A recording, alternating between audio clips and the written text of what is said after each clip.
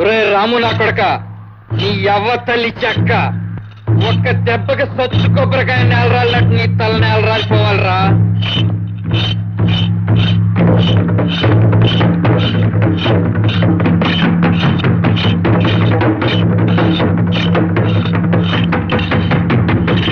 యాదే నీ యవ్వ, నీకు శుభవార్త చెబుతాను, ఇట్లా రాయే. శుభవార్త ఏంట్రా? ఇవాళ ఈ కత్తికే ఆ రాము గారి తల బలైపోతే. ఏంట్రా ఏంట్రాడు అనేది? నిజమేనా తల్లి చెక్క? గంగానమ్మ సంబరంలో గుడ్డి మేక పీక తెగినట్టు తెగిపోతే ఆ రాము గారి తలకాయ. ఒరే భద్రయ్య, రాముని చంపుతావా? మన కోసం తన ప్రాణాలిచ్చే రాముడు రా. అట్టాంటి దేవుడిని చంపి పాప మూట కట్టుకోకరా. ఆడిదేవుడేటే ఊళ్ళో పెద్దోళ్ళ పాటి తెయ్యవాడు. ఆయన చూసుకునే కాదు నన్ను ఎంటుకు మక్కని తీసుకునేస్తున్నావు. ఆడు చస్తే నువ్వు చచ్చినట్టు నన్నే కట్టుకు తీరుతావు.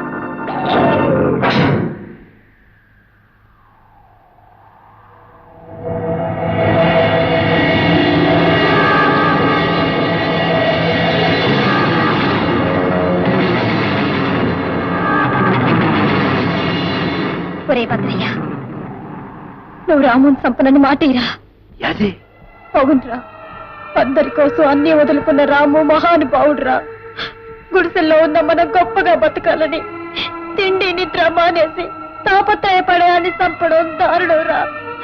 మన పాలిట దేవుణ్ణి మనమే చంపడం తప్పురా, తప్పు. రాము నేను చెయ్యకురా, నీకు చేతులెత్తి మొక్కుతాను. నేను చెయ్యకురా, ఆ దేవుణ్ణి ఏం చెయ్యొద్దురా. నీకు నా మీద మనసుంది, మనవాడాలనుంది, అవునా? అవునే. నేను నీకు దాన్ని అవుతాను. నువ్విక రాముని ఏమీ చెయ్యనని ప్రమాణం చేయరా, ప్రమాణం చెయ్యి.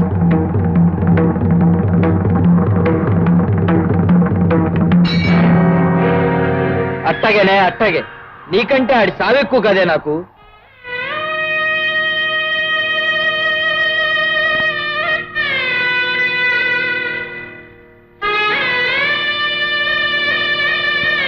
బావా, నేను చేసే పనికి నీకు కోపం రావచ్చు, కానీ ముందు ముందు ఈ పని కారణంగా నీ బ్రతుక్కి ఒక అందం ఏర్పడుతుంది.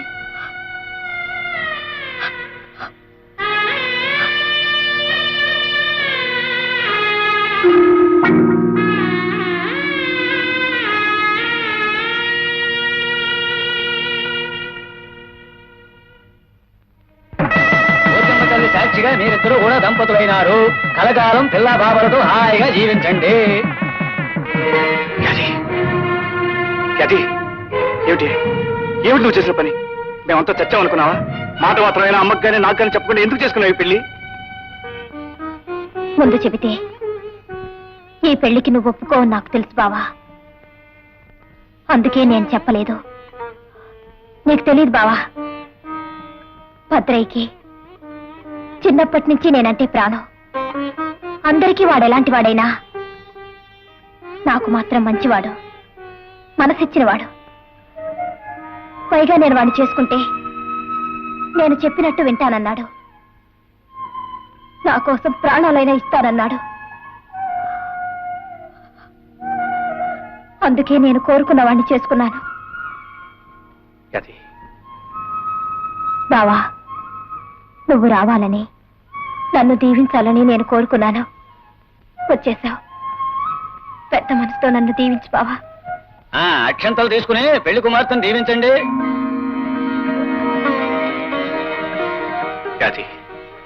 కోరి చేసుకుని ఈ పెళ్లి వలన సుఖంగా ఉంటే అంతకంటే నాకు కావాల్సిందే ఉంది.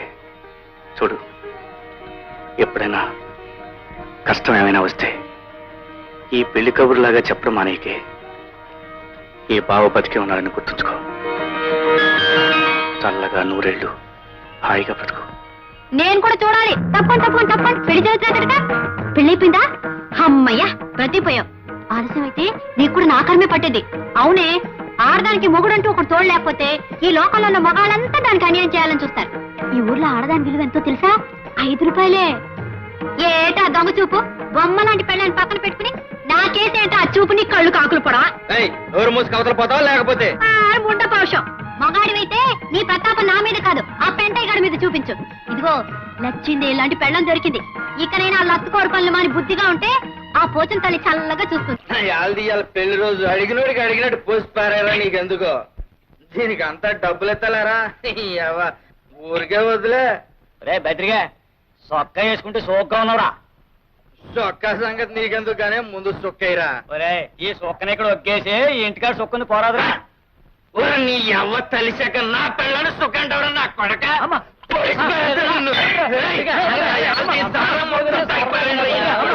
ఏమిటి యాది భద్రని పెళ్లి చేసుకుందా? అవునమ్మాయి గారు, ఆ యదవని ఎందుకు చేసుకున్నావు యాది అని అడిగితే, భద్రయ్య అందరి దృష్టిలో చెడ్డవాడైనా నా దృష్టిలో మంచివాడు, నేను చెప్పినట్టు వింటాడు, నా కోసం ప్రాణాలైనా ఇస్తానన్నాడని ఏదేదో పిచ్చి పిచ్చిగా మాట్లాడుతున్నమ్మాయి గారు.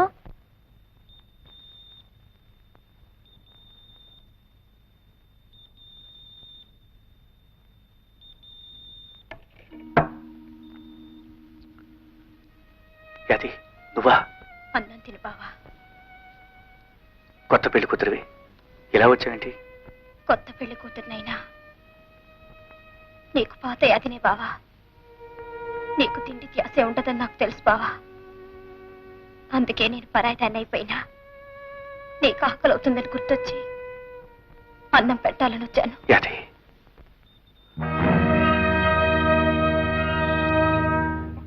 బావా,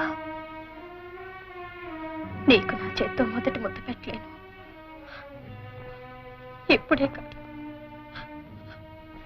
ఇక ఎప్పటికీ కూడా నేను పెట్టలేను. తినే బాబా, అన్నం తినే. తల్లి శాఖ కట్టుకున్న పెళ్ళం కోసం గూడెం అంతా ఎత్తుకోవాలన్నమాట. చూడు, ఇక నుంచి ఈ ఇంటికి ఆ ఇంటికి తిరిగావంటే కాళ్ళు ఎరగొట్టి పొయ్యిలో వేసి ఇంట్లో కుక్క పెడతా. 5 నిమిషాల్లో వచ్చేయాలా, లేకపోతే నీ అవన్నీ కట్టిన తాడు నేనే తెంచి పారేస్తా. యాది నువ్వు కష్టపెట్టుకుని మాట చెప్తానే. నీ మాటలకి నేను ఎప్పుడు కష్టపెట్టుకున్నాను చెప్పావా? యాది ఇవాళ నుంచి నువ్వు ఇక్కడికి రావద్దే.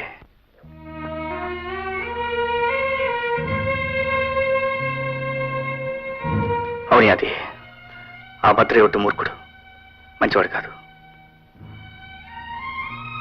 నువ్వెక్కడున్నా సుఖంగా ఉండాలని నా కోరిక.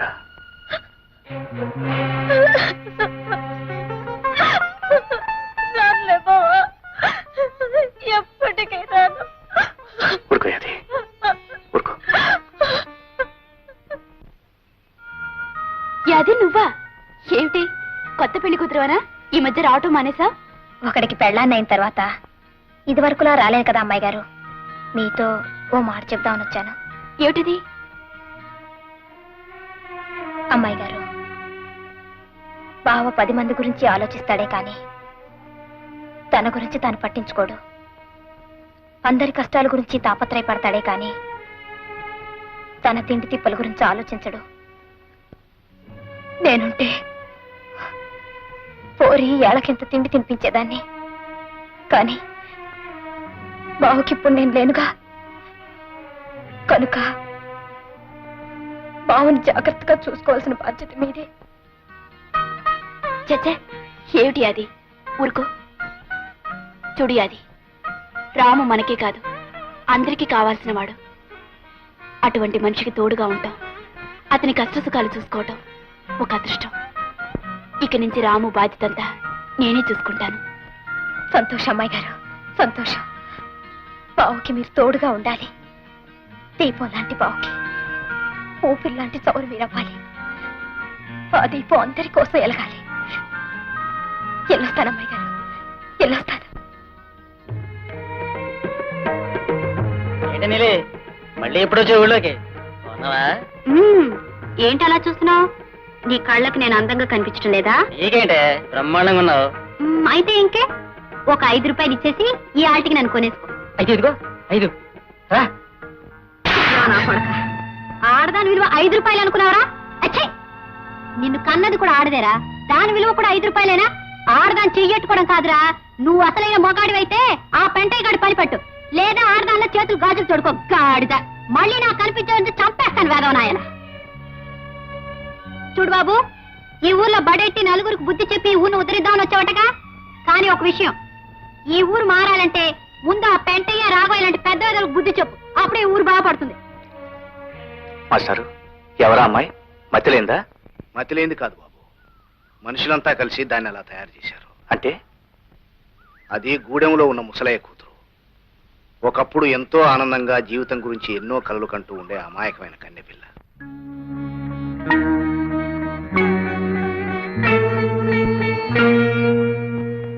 రే ముసలయ్య, అయ్యా ఏం మొహమాట పడకు, పూర్తిగా తాగి. ప్రభువులు బాబు, తమరంతా అభిమానంగా పిలిచిస్తున్నారు. చుక్క కూడా మేలకుండా తాగేస్తాను బాబు. రే ముసలయ్య, అయ్యా రేపు మన ఊరికి పెద్ద ఆఫీసర్ గారు వస్తున్నారు. ఆయన మంచి చెడ్డ చూడడానికి, అదే మంచం వేసి ఇల్లు తుడిసి కాస్త అన్నం పెట్టడానికి నీ కూతురు గాలు నీలో ఉంది కదా, దాన్ని ఒకసారి పంపు. అట్టాగే బాబు.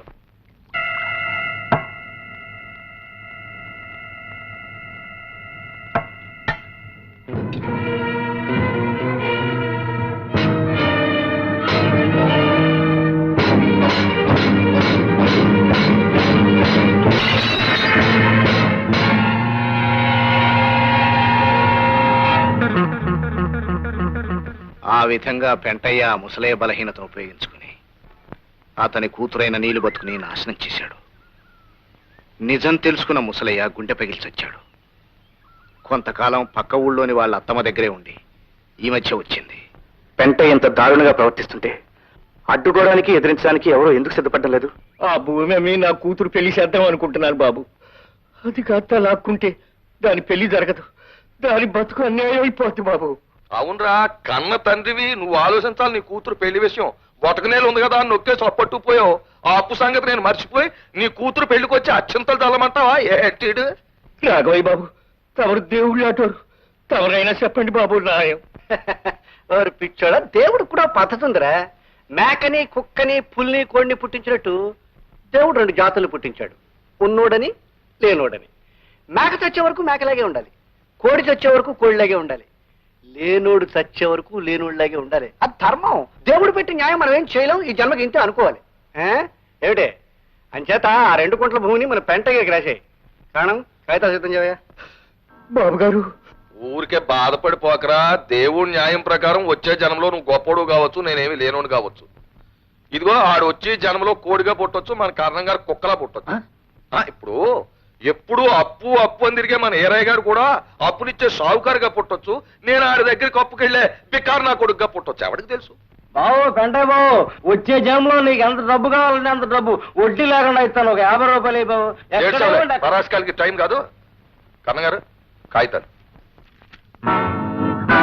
రాము, ఆ కాగితాలు ఎందుకు లాక్కున్నావు? ఇవి కాగితాలు కాదు పెంటయ్య, పేదవాళ్ళ జీవితాలు తగలబెట్టడానికి నువ్వు తయారు చేసిన కాగడాలు, చదువురాని అమాయకులను అన్యాయం చేయడానికి నువ్వు వెళ్ళిన అబద్ధాలు. ఇవి ఉండడానికి వీల్లేదు. ఒరే రాము, ఏమిట్రా నీ పొగరు? చాలా కాలంగా గమనిస్తున్నాను. ఎప్పటికప్పుడు పోనీ కదా అని ఊరుకుంటూ ఉంటే రాను రాను రెచ్చిపోతున్నావు. ఈ హిట్లర్ రాఘవయ్య తీర్పును కాదని దౌర్జన్యంగా నా కళ్ళ ముందే కాగితాలు చింపుతావా? ఒరే ఎత్తేస్తా భస్మాసురవుతారా ఎత్తి. పూడిచ్చేయడానికి దౌర్జన్యం నాది కాదు రాఘవయ్య. ఇచ్చిన అప్పులకి వడ్డీలుగా పేదవాళ్ళ ఆస్తుల్ని, ఆడవాళ్ళ జీవితాల్ని దోచుకుని వాళ్ళ కష్టాలు కన్నీళ్లు మిగిల్చే ఈ పెంట ఇది దౌర్జన్యం. ఆ పెంటైని సమర్థిస్తూ తప్పుడు తీర్పులు ఇచ్చే నీది దౌర్జన్యం. అదండి. ఒరే పెంటయ్య, మీరు చేసిన పాపాలు పండే రోజు వచ్చిందిరా. 5 రూపాయలకు ఆడదాని కొనే మీ బతుకులు త్వరలో తెల్లారిపోతాయిరా. ఒరే, మీలాంటి మాయదారి మనుషులు పని పట్టడానికే ఇన్నాళ్ళకి సరైన మొగాడొచ్చాడు. దేవుళ్ళలాంటి మా రాముడు మీ అందరి పని పడతాడు. అప్పుడు మిమ్మల్ని రక్షించేవాడు ఉండడు, మీ మీద జాలి చూపించేవాడు ఉండడు. థూ, యావన నా కొడకల్లారా.